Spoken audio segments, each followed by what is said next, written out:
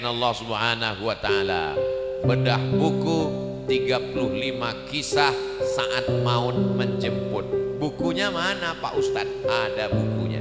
Tulis saja di www.google.com. Buku 35 saat maut menjemput Abdul Somad. Buku ini saya tulis ketika saya sedang dikejar-kejar kematian. Gak bisa ceramah, gak bisa tausiah, duduk di rumah. Disitulah saya menulis bagaimana Nabi meninggal, Abu Bakar, Omar, Utsman, Ali radhiyallahu anhum ajmain asyaduna meninggal. Bagaimana ketika para ulama-ulama meninggal, ternyata semuanya akan meninggalkan dunia ini. Kita hanyalah setumpuk daging busuk yang akan menjadi santapan cacing tanah. Mau pejabat, mau orang kaya, mau orang ganteng, mau orang cantik, mau orang terkenal, mau alim ulama, dia hanyalah daging, tulang, kuku, bulu, darah, jantung berdetak, nafas berhembus, paru-paru menyaring nafas, buah pinggang menyaring darah, sampai masanya jantung berhenti, nafas pun stop, dan kita pun akan mati menghadap Allah Subhanahu wa ta'ala. Kalau jantung berhenti berdetak, maka darah berhenti mengalir. Kalau darah berhenti mengalir, dia berubah menjadi nanah. Nanah makanan cacing tanah orang yang meninggal dalam kuburan. Mulai 24 jam menggelembung kulit-kulitnya, usus perut membesar, 5-7 hari pecah. Kalau sudah usus pecah, bola mata keluar, kuku copot, daging retak-retak, lalu kemudian membusuk kulit kepala lepas. Jangan bayangkan, nanti gak bisa tidur malam. Saya tidak sedang membayangkan orang lain, tapi bayangkanlah diri kita. Rambut yang selalu kita perhatikan, belilah sampo anti ketombe. Tubuh yang selalu kita perhatikan, belilah pelembab anti kulit retak-retak. Pada akhirnya semua akan mati menghadap Allah. Usus meletus, mata melotot keluar biji mata, kuku copot, daging retak, pecah. Datanglah hewan yang paling tajam hidungnya. Walaupun dia tidak punya hidung, tapi hidungnya paling tajam. Penciumannya dari jarak 1 kilometer. Kalau kita dikubur di sini, digali liang lahat di sini, 1 kilometer ke sana, 1 kilometer ke kanan, 1 kilometer ke depan, mereka akan datang mencium bau yang luar biasa. Makhluk itu bernama cacing. Besok yang mancing hari Ahad, gali tanah ambil cacing. Apa kata cacing? Hari ini kau tusuk aku, nanti sampai masanya kau akan mati, ku bawa gengku. Apa kata cacing ketika mencium bau? Serbu, kata cacing. Kita semua akan menjadi santapan cacing tanah. Tapi Ustaz Abdul Somad tidak bersedih. Kenapa? 5 orang geng anak soleh akan memimpin pembacaan Al-Fatihah dari Bekasi untuk almarhum Abdul Somad. Kata mereka, jangan baca sekarang, nanti baca sekarang pun gak apa-apa. Bacakan Al-Fatihah untuk orang yang hidup boleh. Kenapa? Bertawassul kepada Allah. Shiratal ladzina an'amta 'alaihim ghairil maghdubi 'alaihim waladdallin. Amin. Itu nanti kalau ada kiai ulama ngajak baca Al-Fatihah, betul-betul dibaca. Ini banyak orang sekarang bisiril Fatihah, Al-Fatihah. Ente nggak baca Al-Fatihah? Itu tadi betul-betul dibaca 7 ayat dari basmalah sampai waladdallin. Amin. Ketika kita baca amin, malaikat-malaikat ikut mengucapkannya amin. Artinya kabulkanlah ya Allah. Ini banyak orang sekarang ketika kiai membaca, marilah kita mohon kepada Allah bisiril Fatihah. Ada yang di depan melihat wajah Ustaz, ada yang di belakang melihat tengkuk Ustaz, ada yang di kanan, di kiri, semuanya mendapatkan pahala yang sama, mudah jalannya menuju surga Allah. Ustaz Somad ini ngomongnya enak sekali, bukan kata saya, itu hadis Nabi. Man salaka tariqan, siapa yang melewati suatu jalan, yaltamisu fihi ilman, di jalan itu dia cari ilmu, sahalallahu lahu bihi tariqan ilal jannah, dimudahkan Allah jalannya menuju surga. Yang membuat kita tidak masuk surga malam ini cuma satu saja. Apa? Belum mati. Yang mau masuk surga silakan mati duluan. Wala tamutunna illa wa antum muslimun. Jangan mati melainkan dalam keadaan asyhadu an la ilaha illallah wa asyhadu anna muhammadan rasulullah. Siap jaga persatuan, siap teruskan program silaturahim DKM, siap hadiri maulid keliling tiap bulan. Ingat, kita ngomong siap di masjid, jangan ada dusta di antara kita. Disaksikan oleh para malaikat pertemuan kita malam ini. Betul? Kalau ada yang nantang-nantang, mana malaikatnya? Mana malaikat? Jangan marah, diam aja, senyum aja, diamin aja. Kalau dia tetap nantang, mana malaikat? Tenang, malaikat maut sudah di jalan, bro. Nanti sampai akhirnya kau juga akan mati. Gagah, perkasa, berkuasa, punya uang, terkenal, populer, kaya raya, sampai masanya tua, sampai masanya sakit, sampai masanya mati. Dulu pakai proses begitu, muda, kaya, tua, sakit, mati. Sekarang enggak panjang-panjang, masuk rumah sakit, mati. Bahkan ada yang enggak perlu sampai masuk rumah sakit. Sedang minum kopi, mati. Sedang ceramah, mati. Sedang tegas, mati. Mati tidak perlu dicari, karena dia insya Allah akan datang sendiri. Betul apa betul?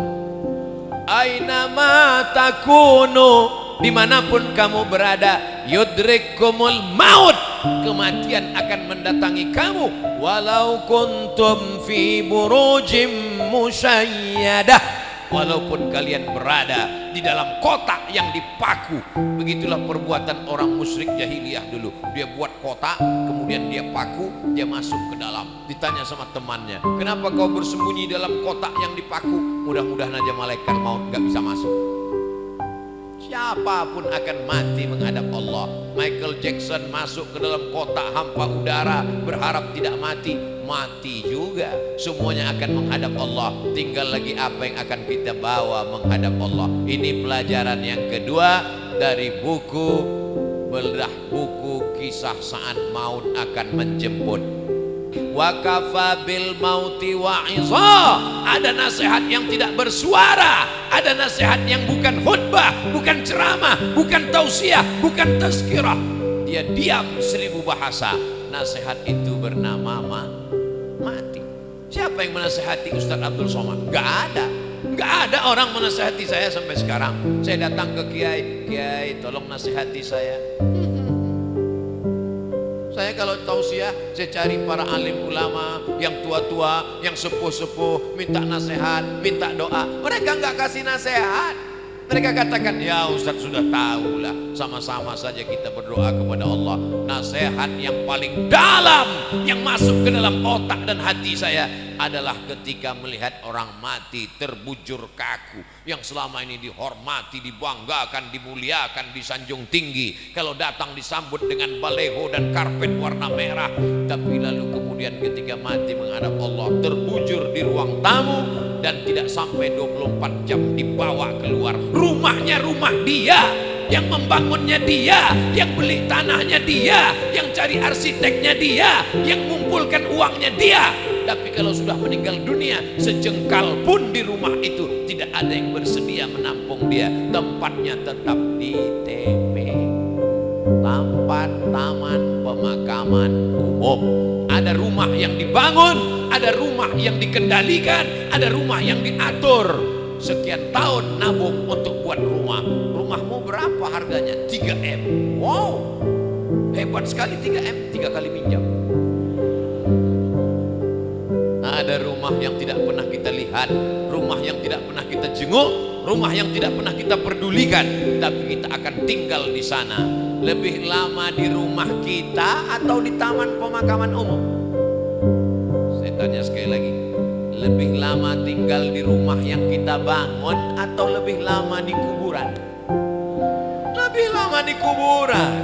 Di rumah kita paling kita tempati. Ada orang menempati rumahnya sampai 100 tahun? Nggak ada. Paling Paling kita tempati rumah kita itu paling lama 50 tahun. Itu pun kalau umur kita 75 tahun. Umur 25 bangun rumah atau mewarisi rumah bapaknya. Kita cerita bukan rumah bapak kita, bukan rumah kakek kita, rumah kita tempati cuma 50 tahun. Setelah itu kita masuk liang lahat yang meninggal tahun 1945 saat ditembak oleh Belanda. Sampai sekarang berarti dia sudah dikubur berapa tahun. Maka sampai masanya nanti hari kiamat, ada yang di liang lahat sampai 100 tahun, ada yang sampai 1000 tahun lamanya. Apa yang sudah kau persiapkan? Amal jariah. Yatsba'ul mayyita salatun, yang mengiringi mayat sampai ke liang lahat ada 3. Ahluhu, istrinya ikut mengiring, anaknya datang, jamaah semua datang, tapi cuman sampai ke pintu liang lahat. Setelah itu mereka masukkan ke dalam. Setelah itu mereka kemudian naik ke atas, mereka ambil pacul, cangkol dan skop, mereka katakan mari kita timbun, kita injak biar padat. Setelah itu ditancapkan kayu nisan. Setelah itu mereka pun berdoa. Setelah itu mereka pun pulang ke rumah. Anaknya nangis pada hari yang pertama. Hari kedua dia mulai tersenyum. Kirim rek spasi lucu, kirim ke 9090. Tapi kalau anakmu soleh, dia akan bangun di tengah malam. Rabbi firli wali walidayya warhamhuma kama rabbayani shaghira. Gimana anak ibu? Ingat dengan suami ibu? Ingat dengan ayahnya? Alhamdulillah Pak Ustaz. Malam-malam saya bangun jam 2, saya dengar di samping kamar ada baca Yasin. Yasin wal Qur'anil Hakim innaka laminal mursalin ala siratim mustaqim tanzilal azizir rahim. Lalu saya pun bangun Pak Ustadz, senangnya hati saya, anak saya baca Quran untuk ayahnya. Begitu saya buka pintu kamar, ternyata TV belum mati Pak Ustadz. Mudah-mudahan anak kita termasuk yang tetap kirim Yasin untuk kita tiap malam. Kita pesankan ke mereka supaya tahajud, berzikir, berdoa. Ya Allah, sampaikanlah pahala tahlilku. La ilaha illallah tahlil, subhanallah tasbih, tahmid, alhamdulillah, takbir, Allahu akbar, salawat. Lalu kemudian dia bawa anak istrinya baca Quran. Wa idza khatimul qur'ana, kalau dikhatamkan mereka Quran 30 juz, fahuwa hasanun, sepaling bagusnya sekhatam Al-Quran 30 juz. Kalau tidak sanggup khatam Quran, likulli syai'in qalbun, segala sesuatu punya hati. Wa qalbul Quran, hatinya Al-Quran adalah Yasin. Dan kalau tidak sanggup baca Yasin, Ummul Quran Al-Fatihah, level paling tinggi sekhatam. Tak sanggup sekhatam Yasin, tak sanggup Yasin, Ummul Quran. Itulah tadi yang Pak Bupati mengajak kita, mari kita bacakan suratul Fatihah. Fatihah pun tidak mau. Innalillahi wa inna ilaihi raji'un. Apa yang kau balaskan untuk ayahmu? Berapa kali dia tidak jadi ganti baju hari raya demi uang sekolahmu? Sekolahmu memang online, tapi bayarannya offline. Berapa kali ibumu tidak jadi hari raya buat kue demi untuk sekolahmu, demi untuk air susumu, demi untuk makan minummu. Meregang nyawa dia melahirkan. Andai kau gendong dia dari Bekasi ke kota Makkah, tawaf 7 putaran, sa'i Safa dan Marwah, wukuf di padang Arafah, melontar jumrah, belum tentu dapat menebus sekali teriakannya saat melahirkan. Betul ibu?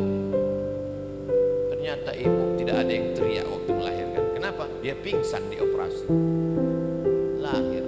Ustadz, walaupun operasi sesar itu sakit loh Ustadz. Ustadz kan gak pernah merasakannya, karena rasaku bukan rasamu Ustadz. Kita tidak pernah tahu bagaimana perasaan mereka perempuan. Ketika hormonnya berlebih di awal kehamilan, dia muntah-muntah. Respon hidungnya sangat tajam. Suami yang dulu kata dia buah hati belayan jiwa, cintaku setengah napasku pergi, baunya minta ampun. Lalu kemudian yang awalnya rahim itu kecil lalu mulai membesar, sebulan, 2 bulan, 3 bulan. Akhirnya ususnya menjadi kecil, makannya susah, nafasnya terhalang. Lalu kemudian tulang belakangnya mulai melengkung. Lalu ketika melahirkan anak seperti patah-patah tulang rusuknya. Itulah ayat yang disebut dalam Al-Quran, wahnan ala wahnin, lemah di atas lemah. Tak ada yang bisa membalas kelemahan-kelemahan itu, dan tidak ada yang sanggup membahasnya. Kalau saya bahas bagaimana lemahnya perempuan saat mengandung, perempuan itu mengandung lemah di atas lemah. Kata ibu-ibu, alah Ustaz kayak pernah aja. Maka kita balaskan. Yang ibunya masih hidup, mudah-mudahan masih sempat berbakti kepada orang tua. Yang ibu bapaknya sudah meninggal dunia, nasihat kematian, ziarah. Jangan nunggu mau Ramadan, jangan nunggu mau Idul Fitri, besok hari libur bawa anaknya ziarah. Ini sekarang banyak orang ziarah, bapaknya baju hitam, istrinya baju hitam, anaknya baju hitam, hitam-hitam semua. Sampai di tempat pemakaman langsung foto, habis itu update status man in black. Apa ini? Ini bukan ajaran Islam. Ajaran Islam adalah saat di tempat pemakaman baca doa, assalamualaikum ya alad diyar minal mu'minin wa inna insyaallahu bikum lahiqun yarhamullahul mustaqdimina wal mustakhirin nas'alullaha lana wa lakumul afiyah. Oh, bacaannya panjang Pak Ustaz. Ya, tapi kami bacaannya pendek. Apa bacaannya? Assalamualaikum ya ahlal kubur. Itu namanya doa minimalis. Apalah salahnya cetakkan doa ziarah kubur? Tanya nanti panitia berapa ongkosnya buat baliho besar seperti ini, buat doa ziarah kubur, tempel besar-besar di dekat pemakaman TPU. Assalamualaikum ya ala diyar minal mu'minin wa inna insyaallah bikum lahiqun yarhamullahul mustaqdimin wal mustakhirin nas'alullaha lana wa lakumul afiyah. Coblos nomor. Daripada baliho yang gak jelas ujung arahnya, nyangkut ke pokok kayu, diambil Satpol PP, dibakar. Mendingan di samping kuburan, mengingatkan orang. Andai pun dia tidak lapuk, maka mengalir sampai hari kiamat. Inilah dia amal-amal kita. Apa saja amal kita yang akan mengalir? Waladun salihun, anak yang soleh, sodaqotun jariyah. Itulah uang yang masuk ke dalam kotak-kotak tadi. Beli semen, batu bata, kerikil, atap, tenda, lampu, AC, mihrab, mimbar, kipas angin, itu semua akan mengalir. Siapa yang mewakafkan tanah masjid ini dulu? Siapa yang membangunnya? Siapa yang ngasih semen? Siapa yang ngasih koset? Siapa yang ngasih kaca? Kita tidak tahu, tapi pahalanya dari mulai tadi petang sampai malam, sampai sholat subuh besok, zuhur, asar, maghrib, isya, subuh, zuhur, asar, maghrib, isya, Ramadan, tarawih, witir, Idul Fitri, Idul Adha, hari raya kurban, sampai hari kiamat, mengalir pahalanya ke liang lahat. Mudah-mudahan sebelum mati kita sempat bangun masjid. Masjid apa namanya? Masjid Al-Mustaqim. Siapa yang buat? Pak Kapolsek. Masjid apa namanya? Masjid As-Somad. Siapa yang buat? Ustaz Somad. Sudah ada? Belum lagi. Tapi insya Allah kalau kita berniat sebelum mati mesti ada. Saya diundang ke Jambi, diajak untuk meresmikan masjid. Jalannya jauh, naik mobil. Dalam hati saya, mau dibawa kemana lagi? Begitu sampai, musola kecil. Ya Allah, apa kelebihan musola ini? Apa kelebihannya? Berikut ini mari kita dengarkan kata sambutan dari Bapak Kapolsek. Saya sebagai Kapolsek, kumisnya melintang. Saya sebagai Kapolsek di tempat ini, Pak Ustadz risau karena tidak ada tempat sholat. Orang sholat di kamar. Maka saya kumpulkan di antara anak-anak buah saya. Kita beli semen, batu bata. Akhirnya jadilah musola ini. Dan saya bertekad kalau siap, yang meresmikannya adalah Ustadz Somad. Oh, begitu kronologisnya. Dan orang tidak berani nolak. Kasih semen, siap. Jadilah musola. Jabatanmu tak lama, tapi yang kekal abadi adalah masjid. Presiden kita, proklamator kita, Insinyur Soekarno cerdas. Di saat Indonesia tidak semakmur sekarang, uangnya tidak banyak, baru saja diserang oleh Belanda dan Jepang, dia sempat berpikir untuk membangun masjid terbesar di Asia Tenggara. Itulah dia Masjid Istiqlal. Sampai Presiden Amerika pun masuk ke dalam. Semua orang-orang yang masuk ke dalam Masjid Istiqlal itu kalau masuk berdecak kagum seperti melihat kucing. Wow, amazing, kata dia. Apa amazingnya? Tiangnya banyak sekali, kata dia. Luar biasa. Sampai sekarang mengalir pahalanya sampai hari kiamat.